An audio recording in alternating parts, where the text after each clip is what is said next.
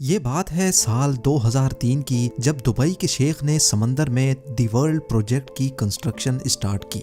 समंदर में 300 आइलैंड्स बनाने का ये प्रोजेक्ट अर्थ शेप की तरह दिखने के लिए बनाया जा रहा था, जिसमें लग्जरी विलास, होटल्स और बीच रिजॉर्ट्स के साथ साथ वो सब कुछ बनाया जाना था जिसका अंदाजा लगाना भी काफी मुश्किल है। यहाँ तक कि इस प्रोजेक्ट की जब एडवर्टाइजमेंट हो रही थी तो उसमें दी वर्ल्ड को लैंड ऑफ पैराडाइज यानी जन्नत की जमीन का लक़ब भी दिया गया। लेकिन ये प्रोजेक्ट कंप्लीट होने के 12 सालों बाद भी आज तक ये आइलैंड्स समंदर में वीरान क्यों पड़े हैं? दुनिया की महंगी तरीन सेलिब्रिटीज से एंडोर्समेंट करवाने के बावजूद भी दुबई के शेख का ख्वाब अधूरा क्यों रह गया? यहाँ आखिर हुआ क्या था? ज़ेम टीवी की वीडियोस में एक बार फिर से खुशामदीद। नाजरीन, ये बात तो हम सबको मालूम है कि दुबई के रूलर शेख मोहम्मद बिन रशीद अल मखतूम ने दुबई में वो कुछ कर दिखाया है जिसकी मिसाल पूरी दुनिया में नहीं मिलती।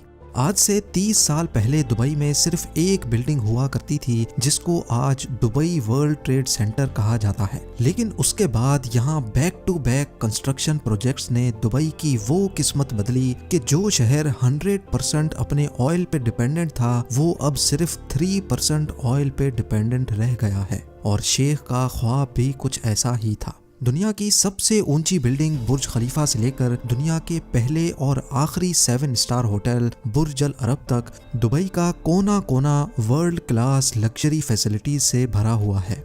जब दुबई के पास मजीद मेगा प्रोजेक्ट्स बनाने के लिए जमीन कम पड़ गई तो शेख ने रुख किया समंदर का। ये बात है 2001 की, जब दुबई पहले ही बुर्ज अल अरब बनाकर वेस्टर्न टूरिज्म अपनी तरफ अट्रैक्ट कर बैठा था। दुबई के बीचेस काफी ज्यादा फेमस होने लगे थे और बात यहाँ तक पहुँच चुकी थी कि अब दुबई के पास बीचेस की जगह कम पड़ गई।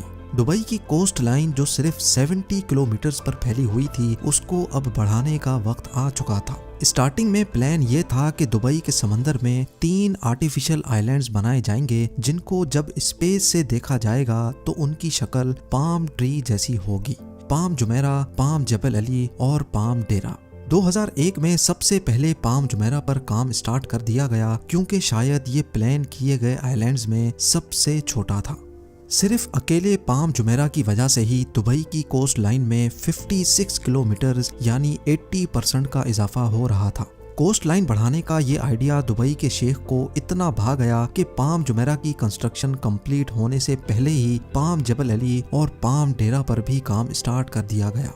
इन 3 आइलैंड्स के अलावा एक और प्रोजेक्ट भी था जिसने किसी मैग्नेट की तरह पूरी दुनिया की अटेंशन अपनी तरफ खींच ली।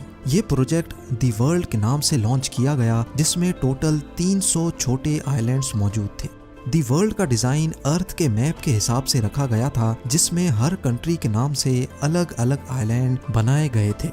2003 में दी वर्ल्ड की कंस्ट्रक्शन का काम स्टार्ट कर दिया गया जो दुबई के साहिल से 3.5 किलोमीटर दूर समंदर की ताबड़तोड़ लहरों को रोक कर बनाया जा रहा था। दी वर्ल्ड आइलैंड्स असल में दुनिया की एलीट क्लास के लिए एक प्ले ग्राउंड होने वाला था। इंटरनेशनल एक्टर्स, रॉयल क्लास और बिजनेस टाइकून्स ने खूब जमकर इस प्रोजेक्ट में हिस्सा लिया। कुछ ने अपने पर्सनल यूज के लिए यहाँ आइलैंड्स खरीदे तो कुछ ने इसकी एडवर्टाइजमेंट करके अपना पार्ट प्ले किया। यहाँ पर छोटे से छोटे आइलैंड की कीमत $15 मिलियन यानी 112 करोड़ रुपए रखी गई और बड़े आइलैंड्स इनके तो क्या ही कहने। एक आइलैंड $50 मिलियन यानी तकरीबन 375 करोड़ रुपयों में सेल किया गया। जिस तरह दुबई को पास्ट प्रोजेक्ट्स में भरपूर कामयाबी मिली थी इसी तरह दी वर्ल्ड में भी मिली। कंस्ट्रक्शन कंप्लीट होने से पहले ही 2008 में 60% से भी ज्यादा आइलैंड्स सेल आउट हो चुके थे।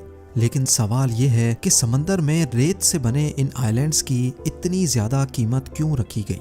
पहली बात तो ये है कि ये इतना आसान काम नहीं है। ठाठे मारते हुए समंदर में एक छोटा सा आइलैंड भी बनाना बहुत मुश्किल होता है। यहाँ तो फिर दुबई ने 300 आइलैंड्स बनाए थे। सिर्फ एक आइलैंड को बनाने में इतनी ज्यादा रेत इस्तेमाल हुई थी कि उससे एक पूरा क्रिकेट स्टेडियम टॉप से लेकर बॉटम तक भरा जा सकता है। अगर पत्थरों की बात की जाए तो दी वर्ल्ड आइलैंड्स में इस्तेमाल होने वाले पत्थरों का वजन 5.5 लाख ट्रेन इंजन्स के वजन के बराबर बनता है। 9 किलोमीटर लंबा और 6 किलोमीटर चौड़ा ये प्रोजेक्ट बनाने में दुबई गवर्नमेंट को 14 अरब डॉलर खर्च करने पड़े। इस रकम से दुबई 9 बुर्ज खलीफा या फिर 14 बुर्ज अल अरब जैसे 7 स्टार लग्जरी होटल्स बनवा सकता था। लेकिन शेख को ना सिर्फ दुबई की जमीन बल्कि यहाँ के समंदर से भी इनकम जनरेट करना थी, और यही वजह थी कि शेख समंदर में जन्नत की जमीन बनाना चाहते थे। तो फिर आखिर ऐसा क्या हुआ कि इतना ताम झाम करने के बावजूद भी पिछले 12 सालों से ये आइलैंड्स बिल्कुल वीरान पड़े हैं। दी वर्ल्ड आइलैंड्स के फेलियर में सबसे पहला रीजन इसका डिजाइन है। सबको यही उम्मीद थी कि प्रोजेक्ट का डिजाइन अर्थ के मैप के हिसाब से बनाया जाएगा, लेकिन प्रोजेक्ट कंप्लीट होने के बाद मालूम पड़ा कि ये अर्थ के डिजाइन से काफी ज्यादा अलग है। ज्यादातर आइलैंड्स की शेप एक्चुअल कंट्रीज की शेप से काफी मुख्तलिफ थी, जिससे इन्वेस्टर्स को काफी ज्यादा डिसअपॉइंटमेंट हुई। लेकिन सिर्फ डिजाइन का चेंज होना ही दी वर्ल्ड की नाकामी का रीजन नहीं था। 2008 में दी वर्ल्ड की लॉन्च रखी गई, जिसमें पूरे दुबई को फायरवर्क्स से चमका दिया गया था। जितना पैसा इस लॉन्च इवेंट में बहाया गया वो सारा का सारा बेमकसद साबित हुआ, क्योंकि ये वो वक्त था जब पूरी दुनिया को ग्लोबल फाइनेंशियल क्राइसिस ने घेर रखा था। दी वर्ल्ड के 60% आइलैंड्स इस फाइनेंशियल क्राइसिस से पहले ही सेल हो चुके थे, और इस क्राइसिस की वजह से ना सिर्फ वर्ल्ड आइलैंड्स बल्कि पूरे दुबई की प्रॉपर्टीज के रेट्स जमीन पर आ गिरे। फाइनेंशियल क्राइसिस की वजह से जिन एलिट्स ने ये आइलैंड्स खरीद रखे थे उन्होंने भी यहाँ कंस्ट्रक्शन का काम नहीं करवाया। वक्त गुजरता गया और इसी दौरान एक और मसला खड़ा हो गया। खाली पड़े आइलैंड्स आहिस्ता आहिस्ता समंदर की नजर होने लगे। ये नोटिस किया गया कि कई आइलैंड्स इरोजन की वजह से समंदर के नीचे जा चुके हैं। ये खबर जहां अपने तौर पे काफी डेंजरस थी, वहीं मीडिया कवरेज ने लोगों का इस प्रोजेक्ट पर ट्रस्ट मजीद कम कर दिया। उसका नतीजा ये हुआ कि ग्लोबल फाइनेंशियल क्राइसिस खत्म होने के बाद दुबई के दूसरे एरियाज में तो बिजनेस वापस लौट आया, लेकिन वर्ल्ड आइलैंड्स पर इरोजन के डर से किसी ने भी अपनी किस्मत नहीं आजमाई। इंजीनियर्स और रिसर्च टीम ने जब आइलैंड इरोजन को इन्वेस्टिगेट किया तो एक और खौफनाक मामला उभर कर सामने आ गया। पाम जुमेरा, पाम जबल अली और पाम डेरा के साथ साथ वर्ल्ड आइलैंड्स की कंस्ट्रक्शन में इस्तेमाल होने वाली रेत पर्शियन गल्फ के समंदर से ही ट्रेजर के जरिए निकालकर आइलैंड साइट पर डंप की जाती थी। जिन शैलो वाटर्स में से रेत निकाली गई थी वहां पानी का दबाव बढ़ गया, जिसकी वजह से समंदर की वेव्स में काफी चेंजेस नोटिस की गई। वेव्स में चेंजेस की वजह से ना सिर्फ आर्टिफिशियल आइलैंड्स बल्कि पूरे दुबई की कोस्ट लाइन में इरोजन देखी गई। ये सैटेलाइट फुटेज 2002 की है, जब सिर्फ पाम जुमेरा बनाया गया था। इस फुटेज में दुबई की कोस्ट लाइन को गौर से देखें, जो कि ऑलमोस्ट स्ट्रेट लाइन में नजर आ रही है। अब गौर करें इस फुटेज पर जो 2008 की है, जब बाकी तमाम आइलैंड्स भी बनाए जा चुके थे। इसमें साफ साफ देखा जा सकता है कि दुबई की अपनी कोस्ट लाइन जगह जगह से इरोड हो रही है, और इसको रोकने के लिए कई जगह पर आर्टिफिशियल वॉल्स भी खड़ी की गई हैं। आर्टिफिशियल आइलैंड्स बनाने, दुबई की कोस्ट लाइन को डबल ट्रिपल करने और नेचर से खेलने का अमल अब दुबई पर उल्टा वार करने पर तुला है। इस मामले ने इन्वेस्टर्स, बिजनेस टाइकून्स और सेलिब्रिटीज के ट्रस्ट लेवल को इतनी ठोस पहुंचाई कि दुबई गवर्नमेंट ने तमाम आइलैंड प्रोजेक्ट्स पर फौरन काम रुकवा दिया। बात यहाँ तक पहुँच गई कि दुबई को पाम जबल अली के इन्वेस्टर्स को रिफंड करना पड़ा और पाम डेरा के प्रोजेक्ट को आधे में ही छोड़ना पड़ा। बेशक प्राइवेट आइलैंड का अपना ही चार्म है, लेकिन जो लग्जरी वर्ल्ड आइलैंड्स में एंजॉय की जा सकती है वो पाम जुमेरा पर ऑलरेडी लोग कर रहे हैं। आखिरकार ये दुबई का पहला आर्टिफिशियल आइलैंड प्रोजेक्ट है जो भरपूर कामयाब हुआ। कई famous celebrities already palm Jumeirah पे प्रॉपर्टीज ओन करते हैं, जिनमें famous football player David Beckham, Shahrukh Khan और शिल्पा शेट्टी के साथ साथ कई जाने माने नाम भी शामिल हैं। लेकिन ऐसा भी नहीं है कि वर्ल्ड आइलैंड्स पर किसी ने भी अपना मेंशन नहीं बनाया। 300 में से 9 आइलैंड्स ऐसे हैं जिनको डेवलप किया जा चुका है। इनमें लेबनान आइलैंड, यूरोप आइलैंड्स और फार्मूला 1 ड्राइवर के नाम पे बनाया गया माइकल शू मेकर आइलैंड डेवलप किया जा चुका है।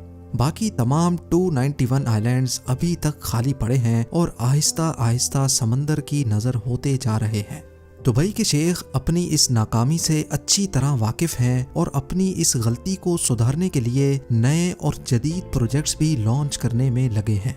नया प्लान ये है कि पहले दी वर्ल्ड के यूरोप आइलैंड्स को डेवलप किया जाए। स्वीडन आइलैंड में 10 पैलेसेस, जर्मनी आइलैंड में 32 विलास और टोटल 78 फ्लोटिंग स्वीट्स बनाने का प्लान किया गया है। इन फ्लोटिंग स्वीट्स में टूरिस्ट समंदर के एक यूनिक एक्सपीरियंस को एंजॉय कर सकेंगे। ना सिर्फ समंदर के ऊपर बल्कि टूरिस्ट अपने अंडर वाटर बेडरूम से मरीन लाइफ से भी लुत्फ अंदोज हो सकेंगे। एक बात तो क्लियर है कि दुबई इन छोटे मोटे फेलियर से घबराने वाला नहीं है। इसकी जीती जागती मिसाल Jumeirah Bay Islands, museum of the future और दुबई एक्सपो 2020 की रंगीनियों में देखी जा सकती है। साथ ही साथ दुबई के फ्यूचर प्रोजेक्ट्स में दुनिया का पहला डायनेमिक टावर भी मौजूद है, जिसके रोटेटिंग फ्लोर्स की वजह से अंदर बैठे लोग दुबई का 360 व्यू एंजॉय कर सकेंगे। उम्मीद है जेम टीवी की ये वीडियो भी आप लोग भरपूर लाइक और शेयर करेंगे। आप लोगों के प्यार भरे कमेंट्स का बेहद शुक्रिया। मिलते हैं अगली शानदार वीडियो में।